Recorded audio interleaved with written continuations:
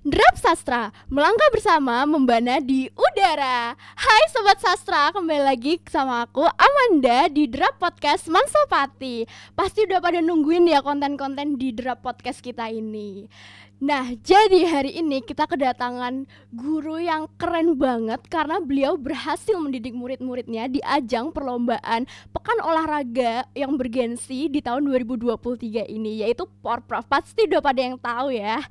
Nah, kita sambut Bapak Lasman. Halo Bapak. Halo juga. Boleh perkenalan dulu nggak Pak sama teman-teman kita yang online di sana? Iya, bisa.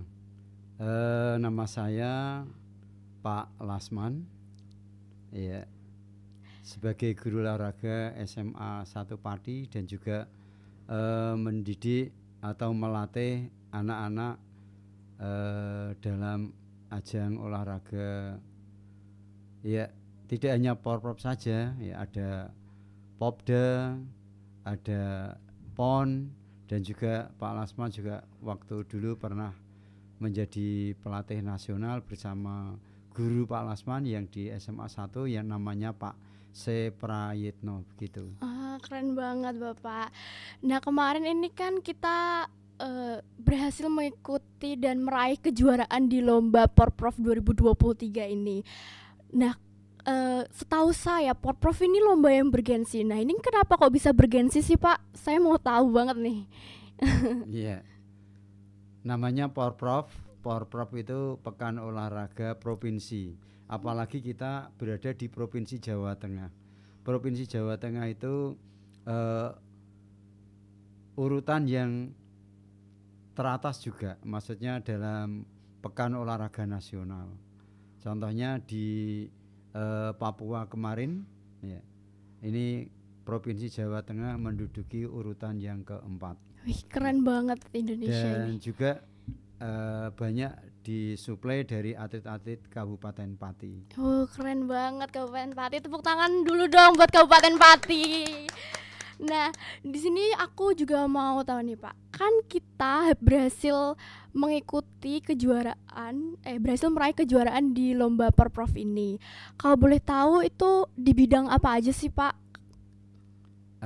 Banyak sekali ya yang diraih anak-anak SMA 1 Pati. Ya, untuk atletik, ya, lomba atletik itu dapat 3 medali, yaitu Sabta Lomba. Sabta Lomba itu mengikuti 7 event dari atletik. Ya, itu ada lari 400 meter, lari gawang, tolak peluru, lempar lembing, terus lari 200 meter, ada lompat tinggi. Ya, itu hampir semua cabang ada di situ. Jadi ada 7 event itu untuk cewek, ya. Berarti Namanya cowok sama cewek beda ya Pak? Kalau cowok itu dasa lomba, masih ada tiga lagi. Waduh, banyak banget ya Pak. Banyak sekali ya. Oh, keren banget. Itu sekarang sudah kelas 3, namanya Mbak Eka, kelas 12 MIPA 7 ya. Wih, itu dapat 3 banget. medali, dan semuanya yang mengikuti atletik dapat dapat 3 emas, terus perunggu, ada perak, ada perunggu. Itu kebanyakan dari SMA 1 Pati yang masih sekolah maupun alumni ya. Keren Karena banget. masih banyak sekali alumni yang mengikuti itu. Dan alhamdulillah alumni yang kemarin itu sekarang sudah, karena itu prestasinya yang sangat tinggi sampai di Asian School. Setelah lulus dari S1 dia langsung langsung kuliah S2 dan sekarang sudah magang menjadi dosen. Keren banget alumni SMA 1 Pati ini. Nah Pak, tadi kan Pak Lasman juga menyebutkan tuh ada alumni, ada kelas 12. Lah berarti kalau yang mau mengikuti lomba Porprov ini harus kelas 11 sama 12 kah atau boleh semuanya ikut Pak? Boleh semuanya ikut Mbak. Yang penting dia prestasinya itu mencapai itu tadi sebelum ada Porprov itu kan ada pra Porprov. Ya, jadi masing-masing olahraga itu harus ada capaian prestasi. Seperti tolak peluru itu satu Jawa Tengah itu diambil 8. Jadi hanya diambil 8 orang. Jadi 8 orang itu nanti langsung difinalkan mengikuti Porprov. Oh, I Dan see. kemarin memang salah persepsi Mbak untuk tolak peluru. Untuk tolak peluru itu sudah bisa mendapat medali emas, tapi karena cedera akhirnya hanya dapat perunggu begitu. Oh, itu kenapa tuh Pak kok bisa cedera?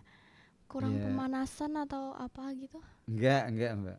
Memang dalam ajang seperti itu kadang pemberian pelatihannya itu kadang terlalu berat sehingga dia overtraining ya. Karena overtraining itu bisa menjadi cedera dan akhirnya dia prestasinya menurun. Ya itu dengerin tuh Sobat Sastra. Jadi kalau latihan itu boleh, tapi jangan terlalu, jangan over ya. Jadi latihan sewajarnya aja gitu. Sesuai dengan sesuai dengan program yang diberikan oleh pelatih. Iya. Kan kadang atlet itu kan kadang ingin yang lebih begitu. Iya. Tapi dia tidak memperhatikan kondisinya, kadang begitu. Maka seorang pelatih itu dibutuhkan sekali di dalam melatih atau mendidik atlet-atletnya atau siswa-siswanya itu. Oke Bapak. Nah tadi Bapak juga menyebutkan tuh kita berhasil meraih medali mulai dari perunggu, perak hingga emas. Nah itu cara Pak Lasman buat ngelatih atlet-atlet SMA Negeri Pati ini gimana sih Pak? Tidak hanya Pak Lasman Mbak yang melatih Mbak. Oh bukan hanya Pak Lasman Tidak ya? hanya Pak Lasman ya. Jadi Pak Lasman ini hanya sebagai pelatih atletik. Iya. Namun yang lain itu juga dengan pelatih-pelatih yang ada di bawah KONI ini, Pak Lasman memang sangat-sangat dekat dengan beliau-beliau. Seperti yang melatih itu triathlon itu ada. Triathlon itu apa tuh? Triathlon itu lomba 3 bergengsi semua Mbak. Berat semua. Karena di situ ada lari 10 kilo, terus ada sepeda 45 kilo dan renang itu mengarungi samudra Mbak. Jadi renangnya itu melewati selat. Aduh, berat banget itu ya Pak ya? Di Jepara itu adanya Mbak. Selat di Jepara sana. Jadi dia itu harus renang di laut.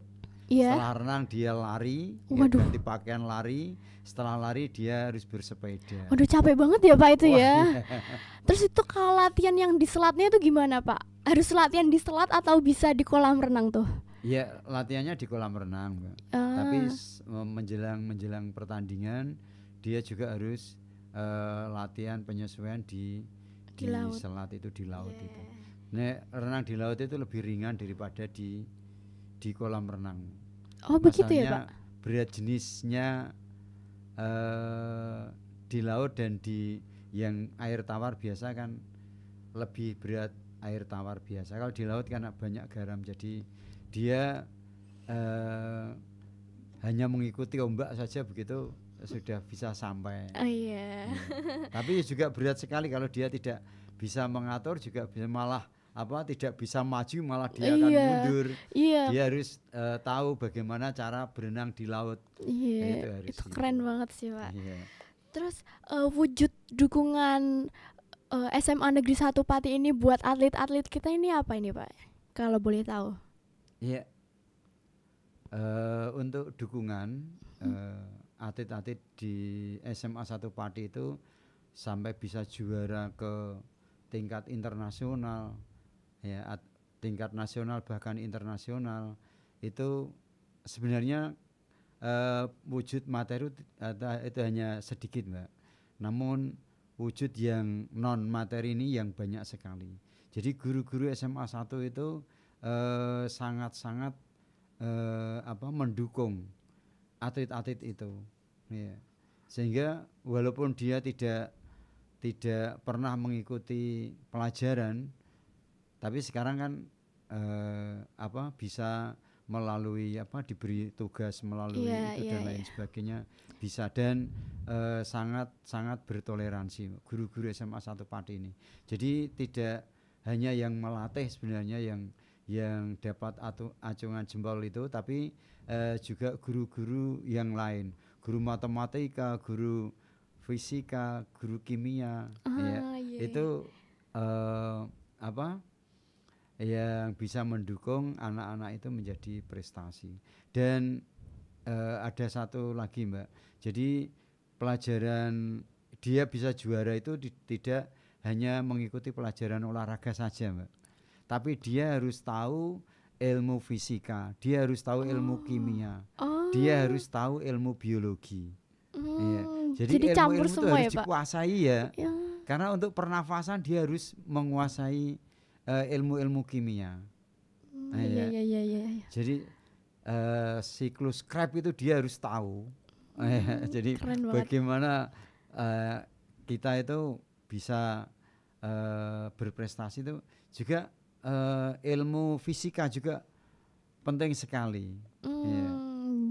Yang namanya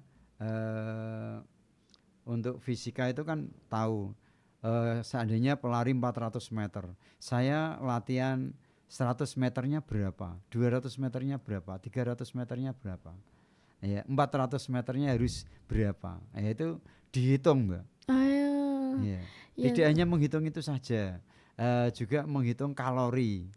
Kalori juga perlu kalori dihitung harus Pak. Iya dihitung. Ya, kalau nggak dihitung ya, kalau dia nanti kan ada kalau tidak dihitung kan kacau. Padahal kalori yang masuk ke dalam tubuh itu harus seimbang dengan energi yang dikeluarkan. Kalau tidak imbang, dia juga bisa kegemukan, bisa kurus. Itu mempengaruhi prestasi juga. Iya, kalau menurut Pak Lasman sendiri, tantangan-tantangan dalam melatih di ajang olahraga seperti ini itu apa aja sih Pak?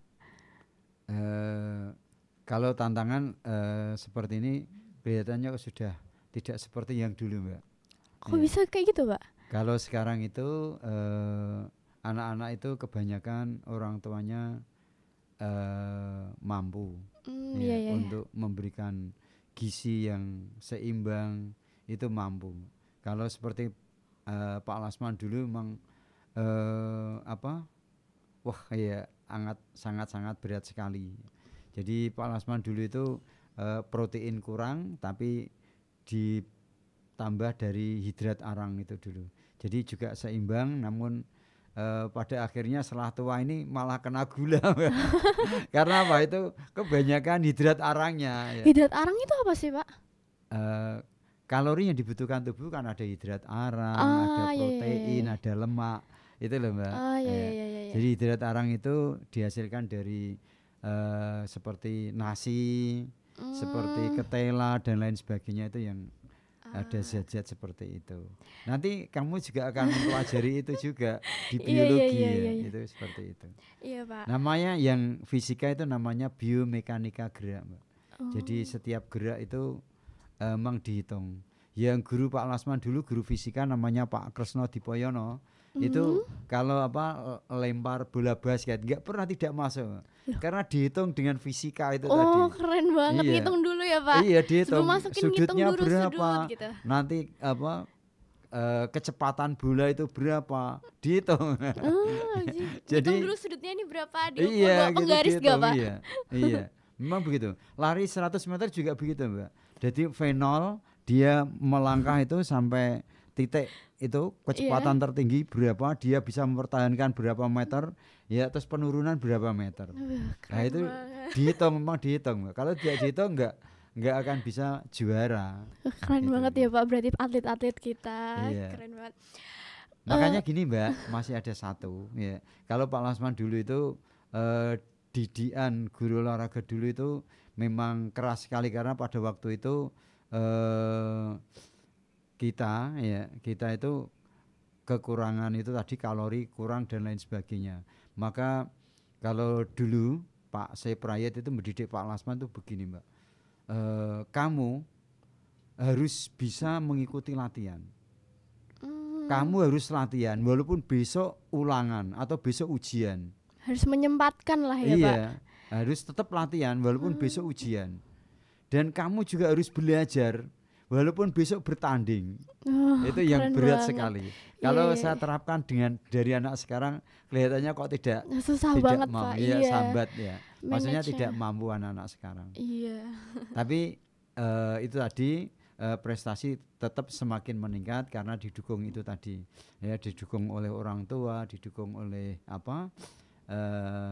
itu tadi semangat anak sendiri untuk mengikuti pertandingan-pertandingan di tingkat selanjutnya. Ini kan berjenjang Mbak ini. Iya, iya. Porprov itu berjenjang Mbak. Tadinya ada perlombaan tingkat kabupaten, ya, Provinsi. juara-juara kabupaten yang limit prestasinya masuk, dia masuk ke Provinsi. Porprov. Ya. Setelah ke Porprov, limit prestasinya masuk lagi, dia bisa mengikuti PON. Setelah PON juga dia limit prestasinya bagus, dia bisa mengikuti SEA Games, Asian Games, bahkan bisa mengikuti Olimpiade. Oh, berarti Begitu. kita juga bisa ikut SEA Games ya, Pak? Bisa ikut SEA Games, bisa ikut Olimpiade. Keren banget. Iya. Ini soal terakhir nih, Pak. Iya. Pak Lasman punya pesan atau motivasi buat sobat-sobat sastra yang ada di rumah nggak nih, Pak? Iya. Ini kalau pesan-pesan untuk sobat sastra, ya, memang ini kan banyak yang tahu media sosial. Iya, betul. Jadi memberikan motivasi lah, ya, bisa memberikan motivasi kepada atlet-atlet dan juga kepada guru-guru tentunya begitu. Kalau saya dulu memang mendekati guru-guru itu pintar sekali ya. Jadi saya harus datang ke kelas sendiri untuk mengizinkan anak itu untuk diberikan dispensasi. Ya. Saya itu masih ingat yang namanya guru bahasa Indonesia Pak Haryanto dulu. Yeah. Itu orangnya itu memang istilahnya itu kalau dia tidak mengikuti ujian, dia tidak mengikuti pembelajaran dan lain sebagainya, tidak akan dapat nilai. Tetapi kegigihan saya untuk mendekati beliaunya, ya, saya mohon karena ini tidak bisa mengikuti pelajaran, ya, karena dia harus pemusatan latihan, ya, sehingga diberikan tugas lewat saya dan saya berikan kepada atletnya untuk dikerjakan dan nanti bisa diberikan kepada saya dan saya berikan kepada beliaunya. Dan alhamdulillah murid-murid beliau itu bisa berhasil di dalam studi, juga berhasil di sekolah dan berhasil di lapangan, maksudnya begitu. Iya. Makasih banget nih ya Pak udah mau datang ke podcast kita pada hari ini dan mau ditanya-tanya juga. Makanya Sobat Sastra, kalau kalian ingin melakukan sesuatu, usahalah tapi jangan terlalu over ya. Oke, sampai di sini dulu podcast kita pada hari ini dan tunggu juga konten-konten kita selanjutnya dan bye-bye. Iya. Saya juga terima kasih telah mempercayakan saya dan mewawancarai saya sehingga mungkin ilmu-ilmu ini nanti akan bisa diserap oleh anak-anak setelah nanti saya 4 bulan lagi saya akan pensiun. Jadi itu. Tapi insya Allah juga karena saya dekat dengan SMA dan saya juga kecilnya dibesarkan di SMA, insya Allah nanti saya juga akan membantulah untuk anak-anak SMA yang menjadi atlet. Dan insya Allah saya juga, karena dulu itu saya juga bisa diangkat menjadi pegawai negeri itu juga karena olahraga itu Mbak. Kalau saya tidak berprestasi dalam olahraga, kemungkinan besar juga tidak bisa diangkat menjadi pegawai negeri begitu. Baik Pak. Ya gitu, terima kasih. Ya, terima kasih Bapak. Ya, terima kasih juga semuanya. Jangan lupa like, comment, dan subscribe ya. Dadah.